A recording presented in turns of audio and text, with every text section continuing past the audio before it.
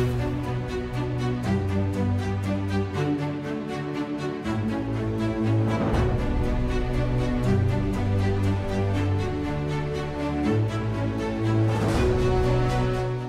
сайн бацхан уу энэ өдрийн мэндийг хүргэе. За манай хүүхдийн сэргийн засах төвөнд 0-18 хүртэлх насны хүүхдүүдэд сэргийн засахын тусламж үйлчилгээ болон одоо уламжлалт дэмжлэгийг хослуулан хэрэгжилж байгаа тусламж үйлчилгээ үзүүлдэг. За тэгээд ерөнхий манай сэргийн засах төвийн 3 палаттай тэгээд нийт 18 хүүхдийн одоо хүчин чадалтайгаар үйл ажиллагаа явуулж байна. За манай төвн ерөнхийдөө 3 яг юм хүүхдийн сэргийн засах төв үйл ажиллагаа явуулдаг. За тэрний нэг нь бол манайх Сонгон хайрхан дурагт байрладаг одоо манайх үйл ажиллагаа явуулдаг. За гол ялгарх юм нэх юм бол сэргийн засах эмчилгээ бол уламжлалт эмчилгээг хослуулад одоо харьяал харгалцахгүй тусламж үйлчилгээ үзүүлдэг. За 0-5 хүртэлх насны суурь өвчтэй хүүхдүүд болон нэг уушгины хатгалгаар жилд одоо хэд одоо өвдөд байгаа хүүхдүүдэд тусламж үйлчилгээ үзүүлдэг. Манай дээр өдөртөө нэг 15-аас нэг 10-аас 15 хүүхдэл ерөнхийдөө ойролцоогоор ирж байна. Гэхдээ энэ хүүхдүүд дээр болохоор янз бүрийн л асуудалтай ирж байгаа. 0-5 насны нөгөө суурь өвчлөлтэй, жингийн дутагдaltaй хүүхдүүд ирж байгаас гадна багталтай ч ирж байна. Сүүлийн үеийн хүүхдүүд их хөвчлэн харагдаж байгаа юм болохоор нөгөө хүчил төрөгчийн дутагдлаас болоод хөдөлгөөний хоцрогдол маш их байна. Манай дээр одоо нөгөө хөдөлгөөн цэцэлжтэй болсон. Одоогоор хараахан хил цэцэлжтэй болоогүй ч гэсэн хөдөлгөөн цэцэлж байгаа учраас хөдөлгөөн цэцлийн эмчилгээнүүд бас нэлээд хийгдэж байгаа. Суурь өвчлөлтэй болж байгаа гол шалтгаанууд гэх юм бол суурь өвчлөлт чинь ерөнхийдөө жингийн дутагдал, багтал тэгээл архит гэж орчиж байгаа байхгүй. Тэгэнгүүт нөгөө архит нь болохоор зэрэг Д витамины дутагдал болоо явчихна. Багталт нь болохоор ээж нь өөрөө багталтай байж байгаа төрсөн бол төрөлхийн багталтай болоо явчихна. Өөр зөндөө олон төрлийн багтал байгаа л да. Гэхдээ яг нөгөө нэг их хөвчлэн үзэх юм бол их өөрөө багталтай байж байгаа. Төмрийн мэлднэрээ сайн уухгүй байж байгаа хүүхдэд төрүүлэхлээр хүүхд бас давхар багталтай болж байна. Дээрээс нь эднэр нь нөгөө нэг хоолт ижилийн дутагдaltaй маш их холбоотой болчихж байгаа. Хоолт ижилээр нөгөө хангалттай шимт ижилээ авч чадахгүй учраас нөгөө суурь өвчлөлүүдэд давхар үүсгээд идэг. Өдрийн засаг болон хэвтэн эмчилгээг засаг үйл ажиллагаа явуулдаг. За тэгээ хэвтэн эмчилгээг засагтаа болохоор манайх сэргийн засах болон уламжлалт эмчилгээ, хоол эмчилгээ, хөлгөөн цэцэл эмчилгээ, пицк эмчилгээнүүдийг мөн бас хийгддэг байгаа. Хүүхдтэй идэхгүй байна гэдэг ерөнхийдөө заримдаа хоол өөхгүй, иддгээр нь нөгөө чихэрлэг юм адулхгүй өгнө.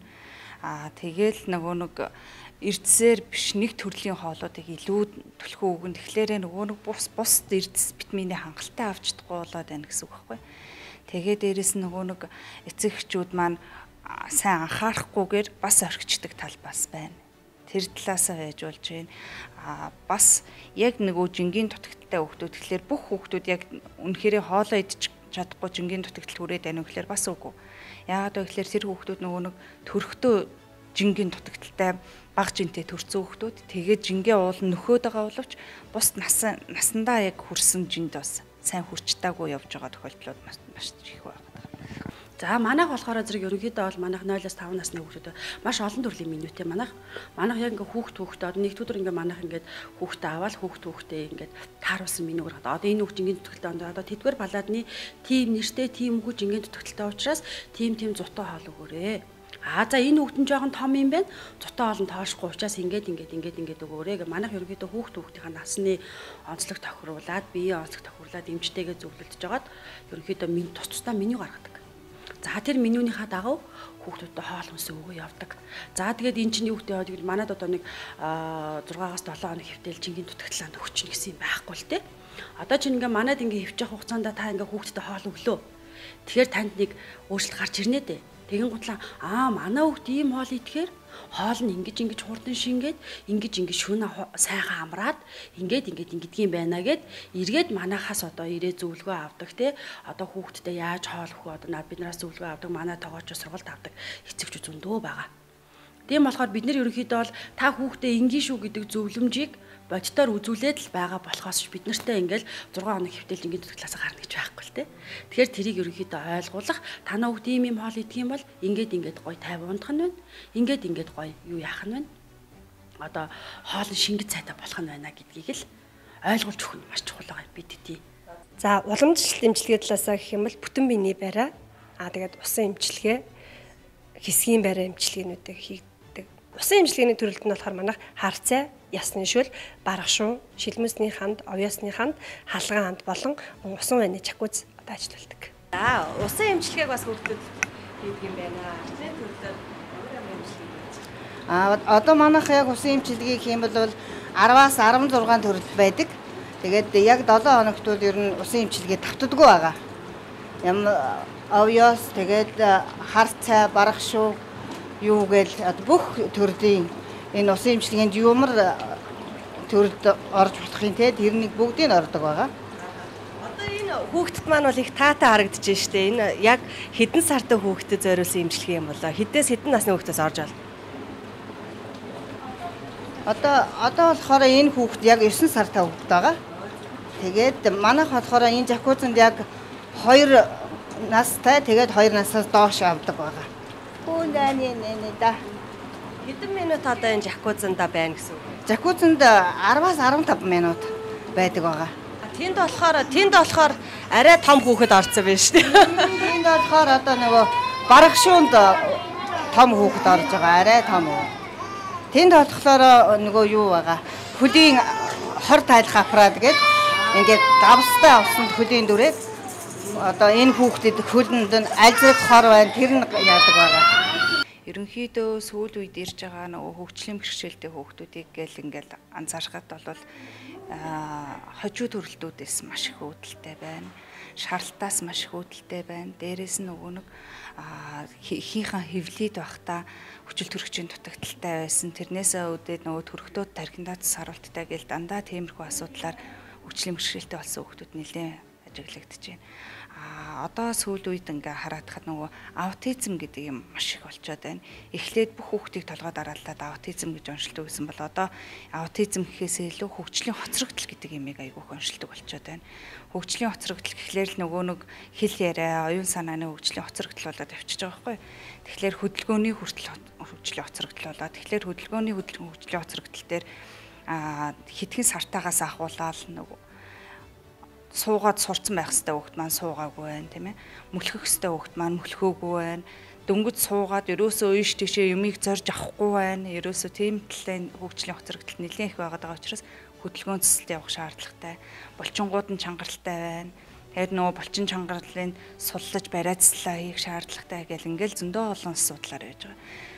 Саажилтай хүүхдүүдээр хүртэл нөгөө нэг булчингийн чангарлууд маш их байгаа шүү дээ. Чангарлын суллахын тулд нөгөө жакуз эмчилгээндээ оруулахлаар айгүй сайхан булчингийн сулж өгөхөөс гадна сайн амрааж өгдөг. Тэгэхээр зарим хүүхдүүдэд ингээ анзаарч хагаад хит их булчингийн чангаралтай болохоор бүр хэл ярианы хүртэл ярьж чаддгүй юм байна. Тэгээ булчингийн чангарал нь сулраад ирэхлээр ганц нэг үгэнд тодорч ирдэг ч юм уу. Тийм асуудлууд маш их байна. Тэгээд энэ эцэг эхчүүдэд хамгийн анхаарах юм гэх юм бол дэлгэцэн хэрэглээ маш их байна. Бид нэр хүүхдүүдээ өөрөөсөө холдуулаад за энэ жоохон ингээ хараад суучих. За үзээ суучих гэл ингээл дэлгэцэн хэрэглээ бид нэр өөрсдөө ч анзаараагүй жоохон үзүүлсэн л гээд байгаа мөртлөө өдөрт олон давтамжтай жоохон үзүүлээд тахлаар тэр нийлээд хідэн цаг болох уу гэдгээ бас анзаарах хэрэгтэй болчихж байгаа байхгүй. Нөө сүүл үеийн нөө кокомела эднэр хийж хүүхдүүд энийг л үзчихэр зүгээр болчихдээ юм. Одоо яг энд ирээл үзүүлэх гээл сууж хат хүүхд нь уйлал эхлэнгөт утас үзүүлчихэд хажуугаар нь үзүүлж байгаа байхгүй. Тэгэхгүй л бол нөгөө хүүхд нь уйлал тайвширахгүй байгаа. Утсаа үзчихэрээ чимээгүй сууж байгаа үзүүлчихнэ гэж жишээ нэ. Бид нэр ер нь сүүл үед дандаа л тийм хүүхдэд аргацаадаг болцсон байна. Тэгээд нөгөө чихэрлэг юмнуудыг маш их өгдөг болсон байна. Чихэрлэг юмнуудаа өгөөд байнгын сок мок тийм ээ сок байнгын ундаа жуус тэднэрийг явуулахаар нөгөө хит хөдөлгөөний эмгүүч улам ихсээд ирж гин гэсэн. Тэднэрийг л анзаарах шаардлагатай байна гэсэн. Одоо ээжүүдээ хідүүлээ эхлээд галтгоогоо ирүүл байлгая. Өөрийгөө ирүүл байлгая. Тэгээд хүүхдүүдээ 5 нас хүртэл л анхаарал хоолыг нэрүүл байлгаал усын нуулгаа сургачгаал гэж хэлмээр. Тэгвэл тэгэл асуудал байхгүй. 0-5 наснд танаа хүүхд сайхан зөв хоолоо сурчлаа, усаа уугаа сурчлаа. Тэгэл цаашгаа ерөнхийдөө бол асуудал байхгүй. Тэгээ бүгдээрээ хамтдаа хичээе яа л гэж хэлье. Тэгэхээр хүүхдийн сэргийн засах төв одоо ер нь совлил ялгаагүй, эмнэлэг ялгаагүй. Эцэг асран хамгаалагчид хүүхдүүдтэйгээ одоо эмнэлэгт хэвтдэг шүү дээ. Тэгэхээр бас асран хамгаалагчид нь хандаж бас хэлэх зөвлөгөө бас юу байдаг юм бол сүүлийн үед энэ утасны хэрэглээ бас яг хүүхдээ залгаагүй томчуудад их байна. Хүүхдээ хайхрахгүй байна гэдэг юм шүүмжлүүд нэлээд явах болсон. За ер нь манай дээр хэвтэж байгаа эцэг эхчүүдээс ингээд анхаарах юм бол ерөөсөө хүүхд хүүхдтэйгээ байж байхдаа уцандаа илүү анхаарлаа хандуулаад эсвэл унтцдаг. Хүүхдэн тэнд дэмжлэгэнд орох гээд идэг. Ээж аав нь өөрсдөө уг нь хүүхдээ имсүүлэх гэж ирээд байгаа шүү дээ. Гэтэл эцэг эхчүүд нь өөрсдөө унтаад идэг. Тэгээ баг бид нар зарим тохиолдолд за ээж нь унтаж байгаа юм чи хүүхд нь өөрсдөө аваад баг имчилгээнд ордог. Тийм болохоор хэрвээ эмнэлэгт хүүхдээ харах гэж эцэгчүүд ирж байгаа бол ядаж тэр наацхан тиймэрхүү юм болоорой л гэж хэлмээр. Тэгвэл хүүхдээ имсүүлэх гэж ирээд өөрсдөө унтаж амраад эсвэл уцаа авах асуучна. Тэгэл одоо эрүүл мэндийн төлөө те яг нэмлэгийн эмч мэргэжилтэн соёлогч нартай хамтарч ажиллаач ял гэдэг зүйл. Яг үнэ тэгж хэлмээр.